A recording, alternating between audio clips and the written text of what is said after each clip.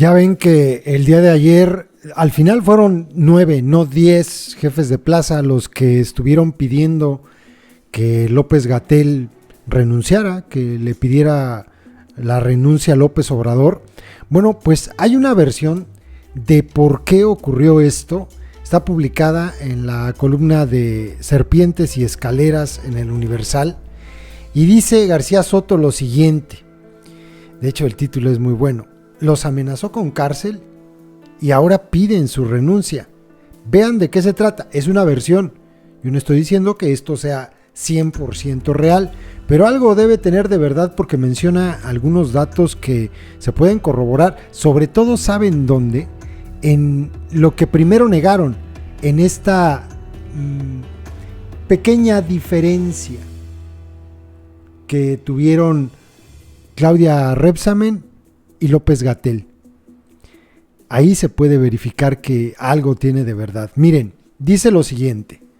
Justo el día que México se convirtió en el tercer país en el mundo con más personas muertas por el COVID-19, desplazando de la ignominiosa posición al Reino Unido con 46,000 mexicanos fallecidos, 9 gobernadores del país que representan a casi una tercera parte de la República Mexicana se unieron para pedir la renuncia inmediata del encargado nacional de la epidemia o de la pandemia, Hugo López-Gatell, bajo la acusación de que el subsecretario de Prevención y Promoción de la Salud es responsable de una estrategia fallida que no sirvió para contener los contagios, aumentó el número de muertes e influyó en un derrumbe histórico de la economía nacional.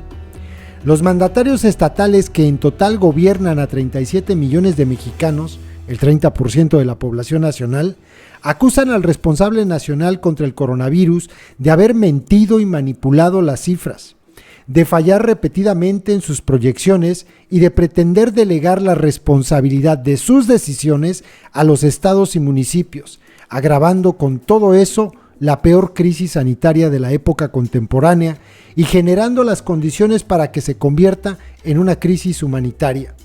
Se abren comillas. Esto decía el documento que ayer compartimos con ustedes. Los gobernadores de 40 millones de mexicanos demandamos al gobierno federal la salida inmediata de Hugo López-Gatell y que se ponga al frente a un experto en la materia. No hay justificación válida para mantener una estrategia que no ha dado resultado y que ha costado la vida a decenas de miles de mexicanos. El vocero y responsable del manejo de la pandemia, Hugo López-Gatell, no ha dejado de mentir, de caer en contradicciones sobre las proyecciones y las estrategias. Hoy nuestro país atraviesa una de las peores crisis de su historia, resultado de un manejo errático de la epidemia y de la falta de respuestas eficaces para frenar una brutal caída económica. Hoy seremos el tercer país con más muertes en el mundo. Cada hora mueren 27 personas por COVID.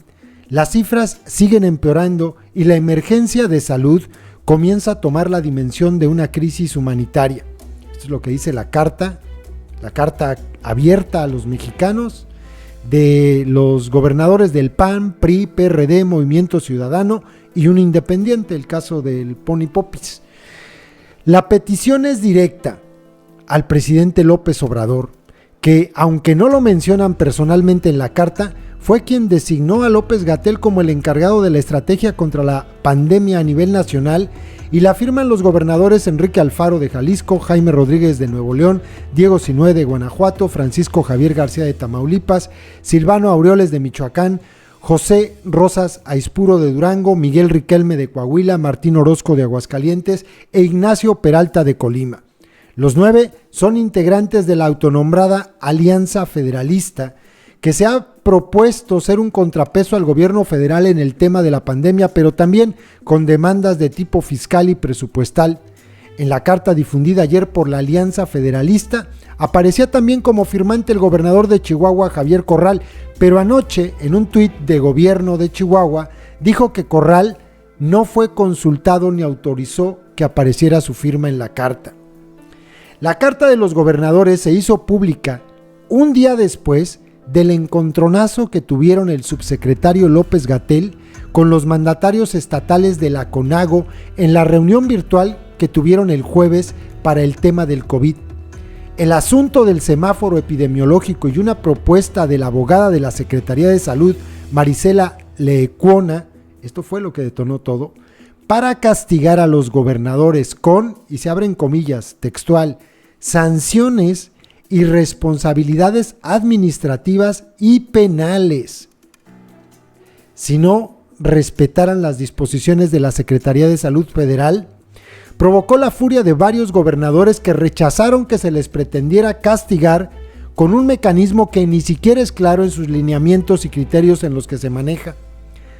Nos amenazaron con inhabilitarnos del servicio público o incluso meternos a la cárcel por el tema del COVID, cuando lo que nosotros hemos hecho es asumir decisiones y responsabilidades que no nos correspondían, porque eran federales, pero que tuvimos que entrarle ante el desorden y el manejo caótico del gobierno federal para proteger a nuestra población, dijo un gobernador del centro de la República sobre el ríspido encuentro del jueves. Varios de los mandatarios que participaban en la reunión remota, coordinada por la secretaria de Gobernación Olga Sánchez Cordero, le reclamaron airadamente a López-Gatell que les quisiera trasladar a los estados responsabilidades que le corresponden a su encargo y a la federación, cuando dijeron: nosotros hemos tenido que entrar a tomar decisiones y atender el problema porque ustedes nunca definieron lineamientos claros y obligatorios a nivel nacional para contener al COVID. La molestia se expresó por parte de gobernadores de todos los partidos. Claudia Sheinbaum, la jefa de gobierno de la Ciudad de México, fue de las que más fuerte reaccionaron contra el documento que llevaban López-Gatell y la abogada de la Secretaría de Salud. No se vale, dijo Claudia Sheinbaum, que nos amenacen y nos quieran trasladar responsabilidades que no son nuestras, le dijo la gobernante morenista, mientras que el panista Carlos Joaquín de Quintana Roo le reviró al subsecretario y a su jurídica con una magistral explicación de las responsabilidades de la federación y las de los estados, advirtiéndole que no aceptarían amagos ni intimidaciones. Los reclamos y dimes y diretes entre el subsecretario y los gobernadores subieron tanto de tono, según cuentan un par de mandatarios que participaron, que la secretaria Sánchez Cordero tuvo que mediar para tranquilizar los ánimos y mediar para que se retirara la propuesta de la coordinación jurídica de la Secretaría de Salud que basada en una interpretación de la Ley General de Salud, pretendía amagar a las entidades federativas y a sus ejecutivos con sanciones.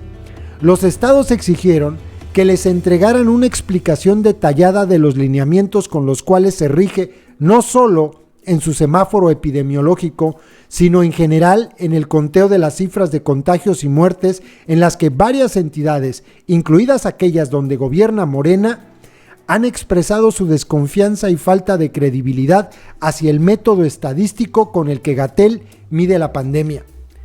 No nos pueden estar moviendo el semáforo bajo criterios que no nos explican ni nos dan información y exponernos a cierres o reaperturas que provocan afectaciones directas a los sectores económicos y sociales de nuestros estados.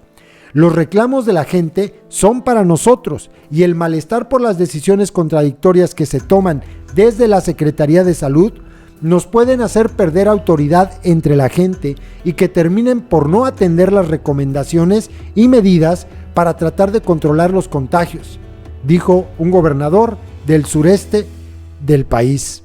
Otros gobernadores le reclamaban a López-Gatell el seguir mandando mensajes erráticos y contradictorios a la población en el uso del cubrebocas, que un día recomienda y al otro desautoriza, además de que cuestionaron que el presidente López Obrador se niegue a utilizar la mascarilla con el argumento de que no me lo recomienda ni el secretario ni el subsecretario de Salud.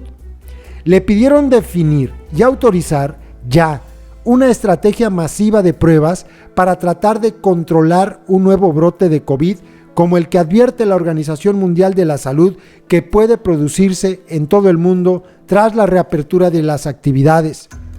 La aceptación de López-Gatell de que les mandaría a todos los estados una explicación detallada de sus lineamientos y criterios epidemiológicos para mover los colores del semáforo nacional, terminaron por serenar la que dicen las fuentes consultadas fue el antecedente de la ruptura de ayer de 9 gobernadores que prácticamente le declararon la guerra al subsecretario de Salud.